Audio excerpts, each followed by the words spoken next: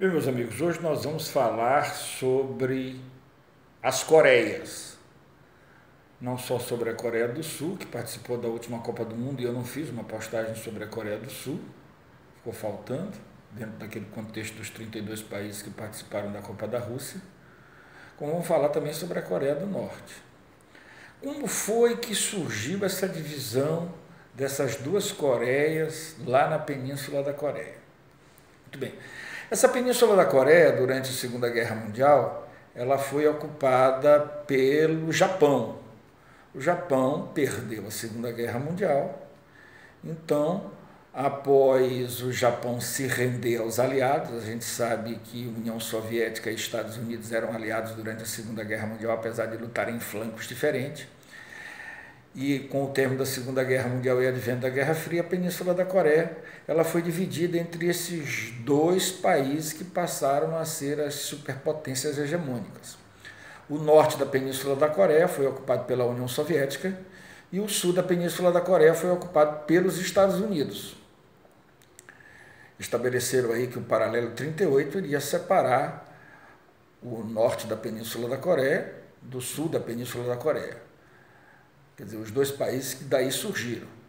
No norte do paralelo 38 surgiu a Coreia do Norte, com capital em Pyongyang, liderada por Kim Il-sung, que lutou durante a Segunda Guerra Mundial do lado das tropas soviéticas. E no sul do paralelo 38 surgiu a Coreia do Sul, com capital na cidade de Seul, satélite dos Estados Unidos sob influência americana. Então, o norte da Península da Coreia, com capital na cidade de Pyongyang, surgiu a Coreia do Norte, acima do paralelo 38, sob influência soviética. E no sul da Península da Coreia, abaixo do paralelo 38, surge então a Coreia do Sul, sob influência americana, com capital na cidade de Seul. Muito bem. A Coreia do Norte, é lógico, com a batuta da União Soviética, desenvolveu um programa nuclear. Hoje sabe-se que a Coreia do Norte tem várias ogivas nucleares, inclusive algumas dessas ogivas nucleares, esses mísseis nucleares, com capacidade de chegar até a costa oeste dos Estados Unidos, mísseis transcontinentais. Ela foi presidida até a sua morte por Kim Il-sung. Quando Kim Il-sung morreu, assumiu seu filho, nos anos 90 que ele morreu, assumiu seu filho Kim Jong-il, famoso pelo seu tupete, que morreu do infarto há uns 7, 8 anos atrás, e assume então o polêmico e controverso Kim Jong-un, esse que recentemente se encontrou não só com o líder da Coreia do Sul, como se encontrou com Trump na cidade de Singapura, outro polêmico, tá? Então, essa é a Coreia do Norte, que tem como capital a cidade de Pyongyang, um dos países mais controversos e polêmicos existentes atualmente na face da Terra. Na fronteira das duas Coreias existe uma zona desmilitarizada, que não tem nada de desmilitarizada, é uma das zonas mais militarizadas existentes na face da Terra. Para vocês terem uma ideia, os Estados Unidos, que apoiam o regime da Coreia do Sul, tem cerca de 25 mil fuzileiros navais na região. Inclusive aqui e acolá, tanto Coreia do Sul como os Estados Unidos fazem exercícios militares. Tá?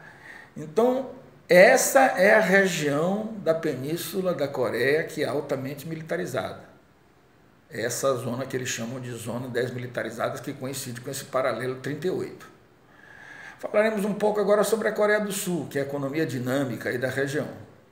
A Coreia do Sul, na década de 70, abriu-se muito para investimentos externos, e a economia do país deu um salto de desenvolvimento econômico fantástico. Tanto é que o país é chamado de tigre asiático. Tigre é um felino que salta alto. Então, a Coreia do Sul, para vocês terem uma ideia, tem um PIB de mais de 2 trilhões de dólares. E é uma das economias mais dinâmicas da face da Terra. Todo mundo já deve ter ouvido falar, por exemplo, em Kia, em Hyundai, em Samsung, que são algumas das indústrias que têm uma penetração a nível mundial e tem sua sede, sua matriz na Coreia do Sul. A Coreia do Sul, que tem como capital Seul, essa cidade de Seul ela já sediou a Olimpíada também, em 1988. A Coreia do Sul é uma economia altamente dinâmica. Agora, a Coreia do Sul, para chegar onde chegou, ela fez o dever de casa. Dever de casa esse que, por exemplo, nós no Brasil ainda não fizemos, por isso que nós não vamos ser TIG, por enquanto, que foi investir em educação. A educação pública na Coreia do Sul é excelente. Isso contribuiu sobremaneira para que a Coreia do Sul chegasse onde chegou. Tá? Além de Seul, nós temos Ulsan, nós temos Jeju, são cidades importantes. Algumas dessas cidades, inclusive, sediaram os Jogos da Copa do Mundo, que a Coreia do Sul, em 2002, compartilhou com o Japão, a última Copa do Mundo que nós vencemos. A final foi no Japão, mas a estreia do Brasil na Coreia do Sul foi, aliás, a estreia do Brasil nessa Copa do Mundo foi na Coreia do Sul, a última Copa que nós ganhamos. Então, essas são algumas nuances aí sobre a Península da Coreia, uma das regiões mais tensas ainda existentes na face da Terra, um dos poucos resquícios da Guerra Fria. Tá? Então, muitas outras coisas a gente teria para colocar aqui, mas como nossas postagens geralmente são postagens de 6, 7 minutos, a gente fica por aqui. Tá? Um meu bom dia a todos.